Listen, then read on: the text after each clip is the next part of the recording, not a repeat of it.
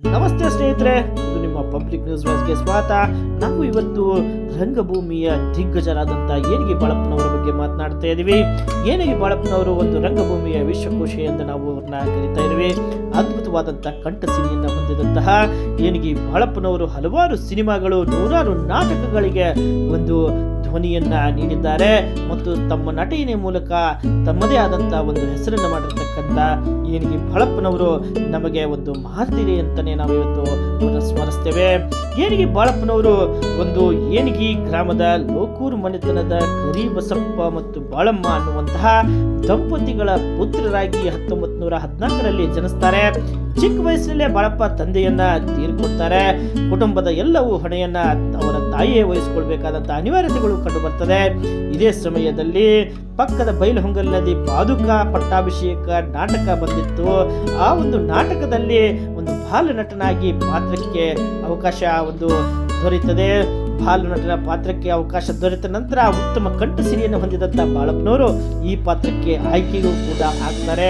ಈ ಮೂಲಕ ಬಾಳಪ್ಪನವರು ತಮ್ಮ 12ನೇ ವಯಸ್ಸಿನಲ್ಲಿ ಒಂದು ರಂಗಭೂಮಿಯನ್ನ ಪ್ರವೇಶ ಮಾಡ್ತಾರೆ. ವೀಕ್ಷಕರೇ, ಬಾಳಪ್ಪನವರ ಪ್ರತಿಭೆಯನ್ನು ಗುರುತಿಸಿದಂಥ ಚಿಕ್ಕೋಡಿ ನಾಟಕದ ಒಂದು ಕಲಾನಾಟ್ಯ ಸಂಘದ ಶಿವಲಿಂಗಯ್ಯ ಸ್ವಾಮಿಗಳು ಹಲವು ನಾಟಕಗಳಲ್ಲಿ ಇವರಿಗೆ ಒಂದು ಅವಕಾಶವನ್ನು ನೀಡಿ 1946ರಲ್ಲಿ ಬಾಳಪ್ಪ ಕಲಾವೈಭವ ನಾಟ್ಯ ಸಂಘವನ್ನು ಸ್ಥಾಪನೆ ಮಾಡ್ತಾರೆ. ಪೌರಾಣಿಕ ಐತಿಹಾಸಿಕ ನಾಟಕಗಳ ಜೊತೆ ಸಮಕಾಲೀನ ಸಮಸ್ಯೆಗಳನ್ನು ಇಟ್ಟುಕೊಂಡು ಹೊಸ ನಾಟಕಗಳನ್ನು ಬರೆಯುವ ಹವ್ಯಾಸವೂ ಕೂಡ ಇವರಿಗೆ ಕರಗತವಾಗುತ್ತೆ. ಹೀಗೆ ಇವರು ಹೊಸ ಪ್ರಯೋಗ ನಡೆಸಿ ಜಯಶೀಲರು ಕೂಡ ಆಗ್ತಾರೆ. ಅನೇಕ ಸ್ತ್ರೀ ಪುರುಷ ನಾಟಕಗಳಲ್ಲಿ ಮಿಂಚಿದ ಅವರು ಬಸವೇಶ್ವರರ ಒಂದು ಅನುಯಾಯಿಗಳಾಗಿಯೂ ಕೂಡ ಒಂದು ನಾಟಕದಲ್ಲಿ ತೊಡಗಿಕೊಳ್ತಾರೆ.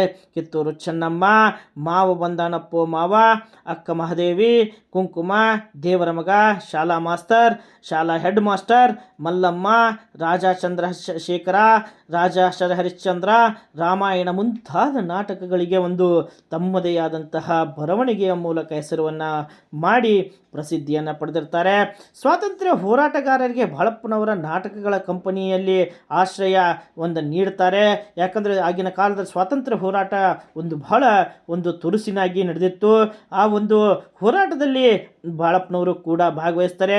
ರಾತ್ರಿ ಬ್ರಿಟಿಷರ ಪೊಲೀಸರು ಬೆನ್ನು ಹತ್ತಿ ಏನಾದರೂ ನಮ್ಮ ನಾಟಕದ ಕಡೆ ಬಂದಂತಹ ಎಲ್ಲ ಸ್ವಾತಂತ್ರ್ಯ ಹೋರಾಟಗಾರರಿಗೆ ತಮ್ಮ ರಂಗಭೂಮಿಯಲ್ಲಿ ಒಂದು ಆಶ್ರಯವನ್ನು ನೀಡುವುದರ ಮೂಲಕ ತಮ್ಮ ಸ್ವತಂತ್ರದ ಕೀರ್ತಿಯ ಪತಾಕಿಯನ್ನು ಹಾರಿಸಲಿಕ್ಕೆ ಇವರು ಕೂಡ ತಮ್ಮದೇ ಆದಂತಹ ಒಂದು ಕೊಡುಗೆಯನ್ನು ನೀಡುತ್ತಾರೆ ಅಂತಲೇ ಹೇಳಬಹುದು.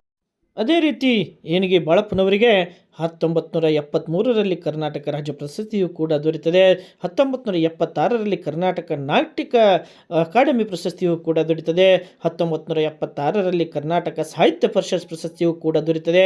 1995ರಲ್ಲಿ ಕೇಂದ್ರ ಸಂಗೀತ ನಾಟಕ ಅಕಾಡೆಮಿ ಪ್ರಶಸ್ತಿ, 1995ರಲ್ಲಿ ಗುಬ್ಬಿ ವೀರಣ್ಣ ಪ್ರಶಸ್ತಿ, 2005ರಲ್ಲಿ ಕರ್ನಾಟಕ ವಿಶ್ವವಿದ್ಯಾಲಯ ನಾಡೋಜು ಪ್ರಶಸ್ತಿ, 2006ರಲ್ಲಿ ಕರ್ನಾಟಕ ವಿಶ್ವವಿದ್ಯಾಲಯ ಗೌರವ ಡಾಕ್ಟರೇಟ್ ಪ್ರಶಸ್ತಿ, ಗಂಗೂಬಾಯಿ ಹಾನಗಲ್ ಸಂಗೀತ ಮತ್ತು ಪ್ರದರ್ಶಕ ಕಲೆಗಳ ವಿಶ್ವವಿದ್ಯಾಲಯ ಡಾಕ್ಟರೇಟ್ ಪ್ರಶಸ್ತಿಯನ್ನು ಹಲವಾರು ಪ್ರಶಸ್ತಿಗಳನ್ನು ನೀಡಿ ಇವರಿಗೆ ಗೌರವಿಸಿರುತ್ತದೆ. 103 ವರ್ಷಗಳ ಕಾಲ ಬಾಳಿದ ಬಾಳಪ್ಪನವರು 2017ರಂದು ಆಗಸ್ಟ್ 18ರಂದು ಈ ನಮ್ಮನ್ನೆಲ್ಲ ಬಿಟ್ಟು ಅಗಲಿರ್ತಾರೆ. ಸ್ನೇಹಿತರೆ, ಬಾಳಪ್ಪನವರ ಕೀರ್ತಿ, ಅವರ ರಂಗಭೂಮಿಯ ಸೇವೆ, ಅವರು ಪಡೆದಿರತಕ್ಕಂಥ ಎಲ್ಲ ಪ್ರಶಸ್ತಿಗಳು ನಮಗೆ ಮಾದರಿ ಅಂತಲೇ ನಾವು ಹೇಳ್ಬೋದು.